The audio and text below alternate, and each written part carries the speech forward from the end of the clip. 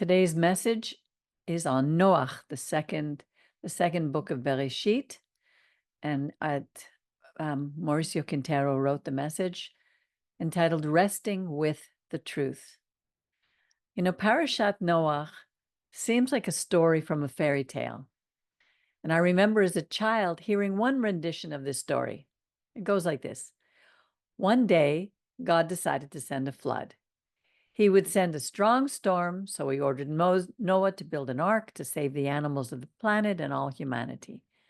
However, the people made fun of him, and despite their lack of faith in his preaching, they chose not to believe and they mocked his message. When it started to rain, the people realized their mistake, but they could no longer get onto the ark since it had been closed by Noah. So they all drowned. Meanwhile, Noah and his family were saved, and God created the rainbow as a symbol of future hope. Well, I've also watched many cartoons about Noah, but they also were filled with half-truths. Do you know that half-truths are more dangerous than outright lies and are sheer deception, because then we don't know how to discern the truth from the lie? In these stories, Noah was always presented as the perfect man. He had a well-groomed beard, he was always happy, he was full of life, with the perfect family who had no struggles. They were always smiling. Well, allow me to dispel these false accounts, these sacred cows in our minds, and discuss the events as the Torah tells it, how the events actually unfolded. So we begin here in Bereshit 6, where it says, Ele toldot Noach, Noach ish tzadik, tamim, haya bedorotav, et haelohim hitchalech Noach. These are the generations of Noah. Noah was a righteous man, blameless in his generation. Noah walked with God. This verse characterizes Noah as having the virtue of a tzaddik, a righteous, and as being a man of integrity. However, this same man, about whom we read here as a tzaddik and an ish tam, which means a man without guile, we later read about in chapter 9, verse 20, Noah became master or tiller of the soil, and he planted a vineyard. He drank the wine, he became drunk, and he uncovered himself in the midst of the tent. Ham, the father of Canaan, saw the nakedness of his father and told his two brothers who were outside. How is there any similarity between being a perfect man and a drunken man? Well, one beautiful thing about the Torah is that it does not depict human beings as being perfect. It does not whitewash its people to make them faultless, because fault is inherent in every human being. In fact, this is confirmed in Bereshit 8:21, where it says, I will not curse the ground anymore because of man, for the imagination of man's heart is evil from his youth. This understanding brought me great joy because it gives hope to all of us who are on the path of the Torah, that we can be tzaddikim, righteous, even with our faults. How many people live under the deception that they are too far from God because they're bad or they do bad things? So they say, oh, I just can't. I'm not capable. I'm not good enough. I don't deserve anything, and so on and so forth. And so they distance themselves from the creator of the universe. When God created us, he instilled within us the breath of life, within our nefesh. The nefesh can be understood as the breathing, innate, animal soul of every living being. We might say that it is with our natural instinct that we can sense a higher power within the body. Through our nefesh, we experience hunger, the need to sleep, It controls our innate bodily functions, such as the beating of our heart, our breathing, etc., without having to think about it. So for those who read the Kabbalah, it teaches that God decided to improve man by giving him his ruach, the divine breath that breathes into his body, manifests itself as emotion, inspiration, motive, or intention.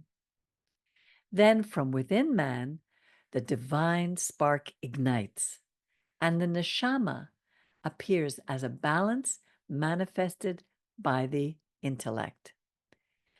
Then it says we discover the soul level of chaya, life, which can contemplate the transcendence of God, and the soul level of yechidah, which is the essence of the soul, the lifelong goal of achieving oneness with divinity, being able to think as he thinks.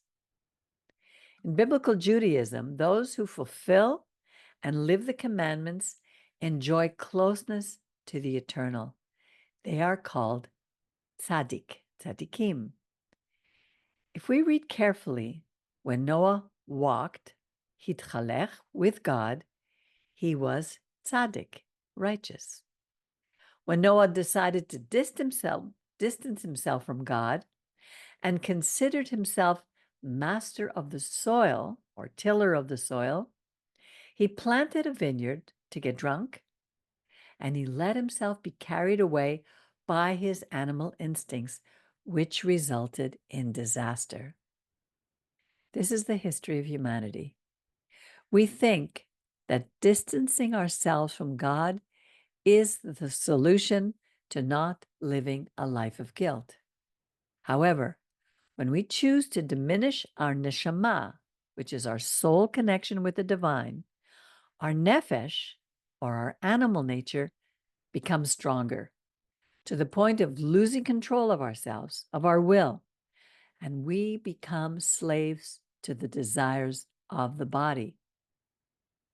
Again, the easiest thing is for us to blame others for the consequences of our decisions and to attribute our problems to external factors. I've heard some Christians say, or some people say, oh, they've been taken over by demons, or the devil made me do it, and so on. When in reality, we gave our power over to our animal instinct, which then controls us and governs our intellect and our emotions. The Torah is silent on whether Noah actually spoke to his fellow citizens about repentance, or whether he even warned them to change their behavior so that they could avoid catastrophe. There's no record of whether Noah even prayed for this generation. What we do know is that being righteous in his generation was an achievement that required it to be written down and recorded in the Torah. Imagine. That generation lived in sexual depravity with violence, and that Hebrew word for violence is Hamas. They lived in a state of continuous theft, greed, intolerance, deceit, fraud, and corruption. So we can eliminate another myth that Noah was a fervent preacher. We don't know if the people then were simply indifferent, if they didn't care whether an ark was built or not, or if they even wondered how it was possible that animals could be drawn to this refuge. The truth is that the Torah doesn't mention it. As I read earlier, the ark was built by a miracle. However, we read the decree of the Eternal in Bereshit 6:3, and his days would be 120 years. This was not referring to the physical age of man at that time, because we know that Noah lived far more than 120 years, and so did his sons. But rather, it was referring to the time of judgment, from the beginning of the construction of the ark to when the floodgates of heavens opened up. That very moment coincided with the name of Methuselah that we read about in Genesis 5, verses 24 to 27. His name has a dual meaning: man of the dart, or his death brings judgment. God waited for his death for the flood to begin. So it was not an easy process, but one of continuous questioning about whether what they heard was true. Would the flood come? Were these wild, crazy ideas? Did we hear right? We often despair when we are waiting, longing to see a divine manifestation. But Noah earned a very high merit by remaining steadfast in his task of building the ark. I can't imagine how difficult it was to convince his household to follow him on this adventure 120 years later. The Zohar relates that to some extent, Noah had some involvement in the flood. It says in Isaiah 54:9, "For this is to me like the waters of Noah, as I swore that the waters of Noah would never again pass over the earth, so have I sworn not to be angry with you, nor to rebuke you." By repeating the waters of Noah twice, the Zohar is saying that, just like Abraham prayed for Sodom, by not praying for this generation, Noah was responsible for the waters because he didn't plead as a tzaddik for the mercy of the world. Again, we see that Noah was not the perfect man. His righteousness was limited to not emulating the evil practices of men. Let me repeat that. Noah's righteousness was limited to not emulate the evil practices of men. As the Lubavitcher Rebbe points out, how is it possible that in 120 years he did not produce one single repentant? I sometimes feel that myself. Noah entered the ark alone with his family. So, was it Noah's inaction? Or was it the indifference of the people that caused that entire generation to perish?